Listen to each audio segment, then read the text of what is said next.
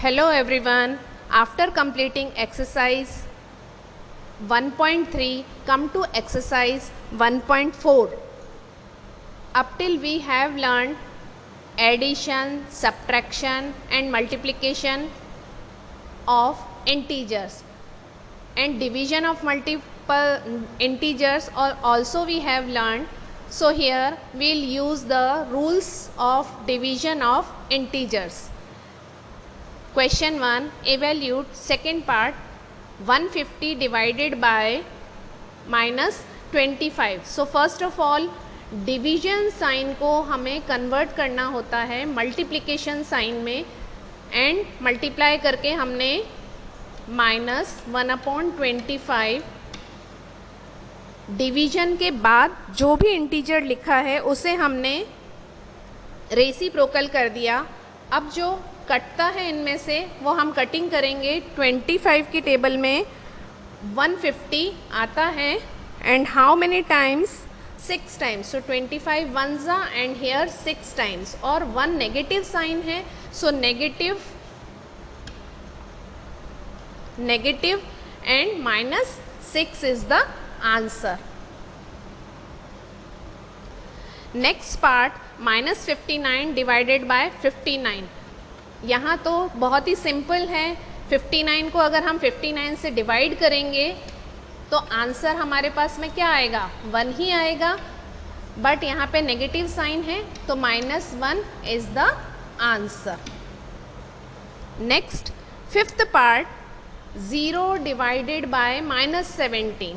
तो ये ऐसा हो जाएगा 0/-17. 0 को अगर हम किसी भी नंबर से डिवाइड करें तो फाइनली आंसर हमारे पास 0 ही आएगा. और 0 ना तो पॉजिटिव होता है ना ही नेगेटिव होता है. सो दैट मीन्स 0 का कोई साइन नहीं है और हमने उसे 0 आंसर लिख दिया है. Right. So come to next part question 1 6 part. Here -784 divided by -56. तो -784 एंड डिवाइडेड बाय, तो नीचे डिनोमिनेटर में हम लिख देंगे साइन के साथ में -56. नेगेटिव साइन तो कन्वर्ट हो जाएंगे पॉजिटिव में. 786 एंड 56 बड़े नंबर से हमें कट करने के लिए इनको हम छोटे नंबर से कट कर सकते हैं. 7 का टेबल हम ले लेते हैं क्योंकि हमें पता है 7 8 56. आप छोटा टेबल भी ले सकते हैं, दोनों इवन नंबर हैं. 2 से भी कर सकते हैं. 7 8 56, 7 1 7 1 1 इज रिमेनिंग, 7 2 14. डायरेक्टली हम कर सकते हैं. अगेन एक बार और कट जाएगा ये 8 की टेबल से. 8 1 8 और काट के देखेंगे हम. 8 1 8, 3 इज रिमेनिंग, 8 4 32. सो आंसर हमारे पास में आ गया +14. Right. Come to question 2. Again question 2 में हमें इवेल्यूट करना है. और क्या इवेल्यूट करना है, डिवीजन. बट यहाँ पे हमें पहले ब्रैकेट्स दे रखे हैं तो ब्रैकेट के अंदर जो कुछ भी है हमें पहले वो सॉल्व करना होगा. फिर अकॉर्डिंग टू रूल हम डिवीजन को मल्टीप्लिकेशन में कन्वर्ट करेंगे और फिर चेंज करेंगे. सो मैंने ब्रैकेट ओपन कर दिया. -45 -2. अब इसको सॉल्व कर लेते हैं पहले और वो आ गया हमारे पास में -47 एज इट इज़ रहने दीजिए, डिवाइडेड बाय, और यहाँ ब्रैकेट में आ गया मेरे पास में -47. अरे वाह, ये दोनों सेम नंबर आ गए. ये तो हमारे लिए सॉल्व करना बहुत ही इजी काम है. -47 नेगेटिव साइन आपस में कैंसिल आउट हो जाएंगे और बच जाएगा क्या, +1, and that is the answer. Right. And now come to the next part of this question 2 fourth part. -48 divided by -6 divided by -2.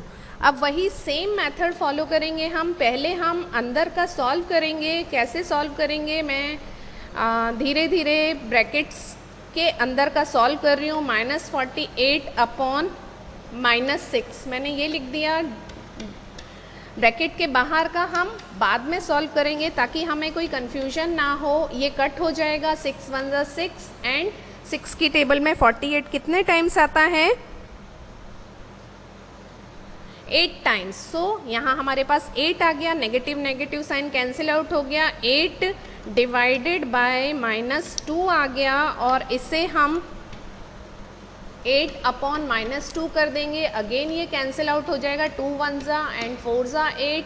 ये आंसर आ गया -4। नेगेटिव साइन नीचे है या ऊपर है इससे हमें कोई फ़र्क नहीं पड़ता है। And finally -4 is the answer, right. Question 7 is in a competition 3 marks are given for every correct answer and -2 marks are given for every incorrect answer and no marks for not attempting any question, and here 2 parts are given in the question 7. So for question 7 you have to follow your textbook students and directly solutions because statements is required here. So I am writing the solution of this. Marks code for, यहाँ हमें करना क्या है, ये same previous exercise के question के जैसा है जिसमें हमें मल्टीप्लिकेशन करना था, बट यहाँ हमें सिचुएशन थोड़ी सी चेंज हो रही है। Marks code for 14 correct answer. तो एक एक स्टेप बाय स्टेप हम करते जाते हैं और समझते जाते हैं। Marks code for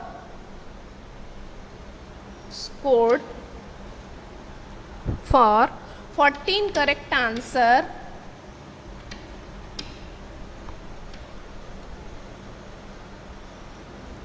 is equal to कितना है हमारे पास में, एक करेक्ट के लिए हमारे पास में 3 मार्क्स हैं, तो 14 करेक्ट के लिए हमारे पास कितने हो गए, 14 × 3 एंड दैट इज 42। ठीक है। अब सचिन स्कोर, स्पेशली यहाँ पे फर्स्ट पार्ट में हमें जो है सचिन का स्कोर बताना है। तो Sachin score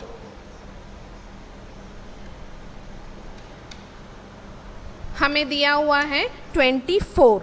so therefore marks obtained for, और हमें क्या पता नहीं है यहाँ पे कि उसने कितने इनकरेक्ट किए हैं। देखिए Sachin scored 24 marks if he got 14 correct answer. उसने 14 करेक्ट आंसर्स किए हैं और हमें पूछा है how many questions have he attempted incorrectly. उसने इनकरेक्ट कितने अटेम्प्ट किए, थोड़ी सी सिचुएशन चेंज की है। सो हम उसे अकॉर्डिंग टू कंडीशन हम पहले वो लिख लेते हैं। मार्क्स ऑब्टेन्ड फॉर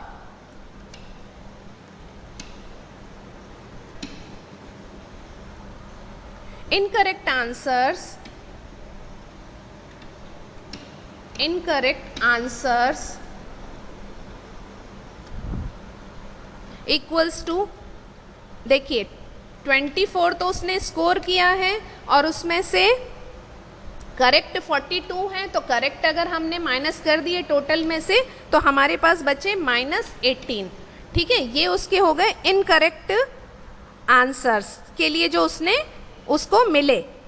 अब वैसे कितने मार्क्स हैं इनकरेक्ट आंसर के लिए, कितने मार्क्स मिलते हैं, मार्क्स गिवन फॉर 1 इनकरेक्ट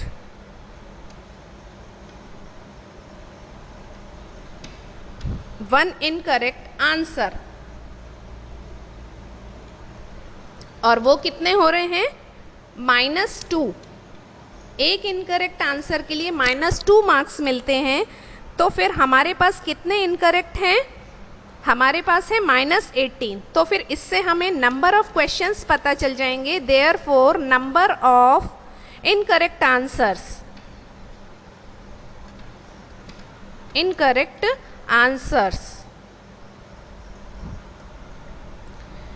वो मुझे करना होगा -18 डिवाइडेड बाय -2। मतलब जो टोटल मेरे पास में इनकरेक्ट आंसर्स के मार्क्स थे उसको मैं एक आंसर के मार्क्स से डिवाइड कर रही हूँ, और आंसर मेरे पास में यहाँ पे इनको कटिंग करने के बाद में क्या आ जा रहा है, 9। तो उसने कितने इनकरेक्ट आंसर्स किए, 9 उसने इनकरेक्ट आंसर्स किए, right. Any confusion? Again second part हम इसका करेंगे।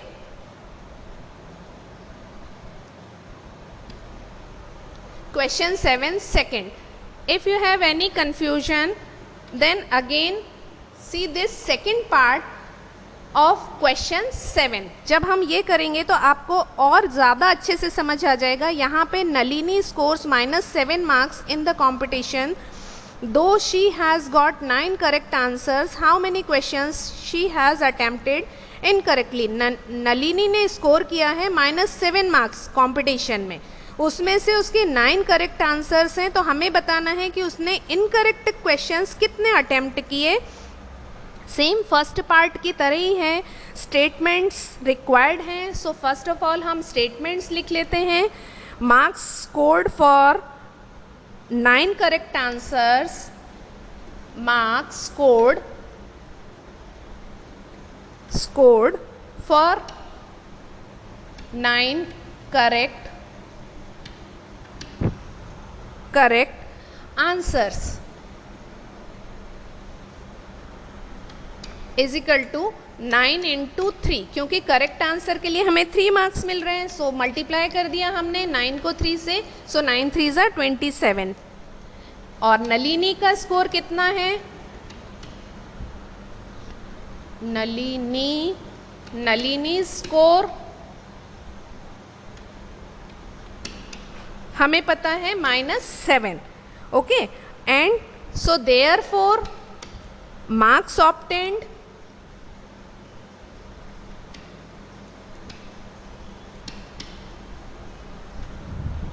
फॉर इनकरेक्ट आंसर्स,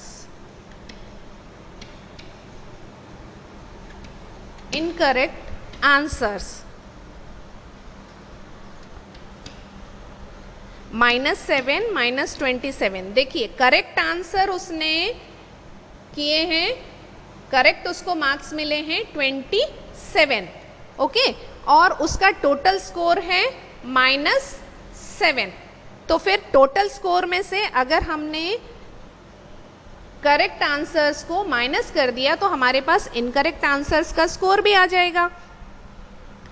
अब हमें चाहिए, क्या चाहिए हमें? -7 -27 इक्वल्स टू कितना हो रहा है वो देख लेते हैं हम, और वो हो गया -34। मार्क्स गिवन फॉर, ये अगेन कि कितने मार्क्स इनकरेक्ट के लिए मिल रहे हैं ये भी हम दे देते हैं। Marks given for 1 incorrect answer, वो है हमारे पास -2 पहले ही दे रखा है। सो देयरफॉर नंबर ऑफ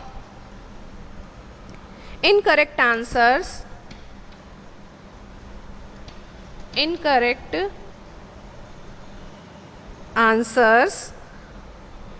अब ये हो जाएगा हमारे पास -34 डिवाइडेड बाय -2, पहले ही प्रीवियस पार्ट की तरह ही हम करेंगे। और फाइनली आंसर यहाँ पे आ गया हमारे पास, नेगेटिव नेगेटिव गया एंड 17, जब कैंसिल आउट हुआ ये तो 17 is the answer, right. Now next is question 8. In the question 8, an elevator descends into a mine shaft at the rate of 6 meter per minute. If the descent starts from 10 meter above the ground level, how long will it take to reach the shaft 350 meter below the ground level?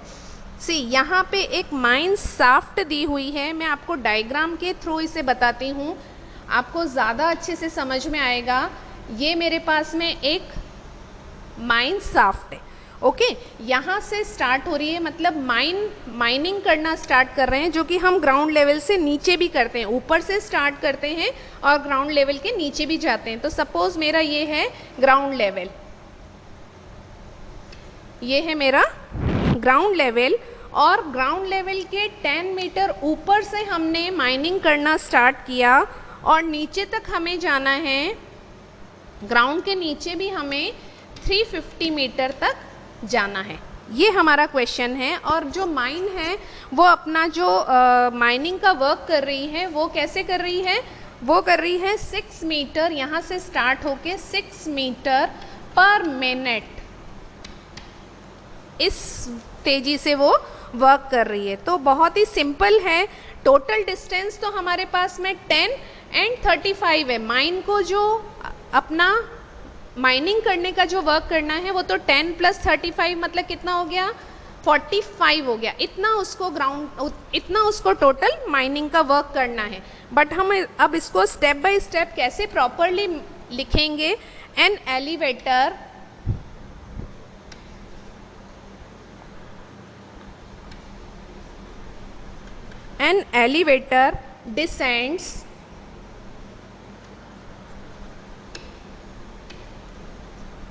descends into a mine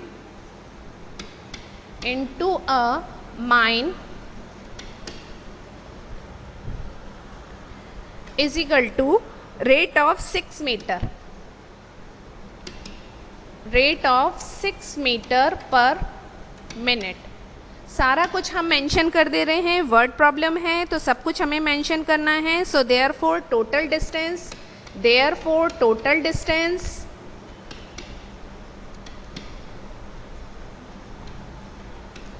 distance और वो कितना हो जाएगा, अभी हमने देखा है 10 plus 350, sorry not 35, that is 350। So here total कितना हो गया हमारे पास में 360 मीटर। ओके, अब सो देयरफॉर माइन को कितना टाइम लगेगा हमें ये बताना है। So 360 time takes mine is equal to 360 divided by 6 and that is कितना हो जाएगा 60 minute and 60 minute is equal to कितना हो जाएगा students 1 hour and that is our final answer. So this is end of your exercise 1.4. Other parts of the question that I have told you, do by yourself in your notebook.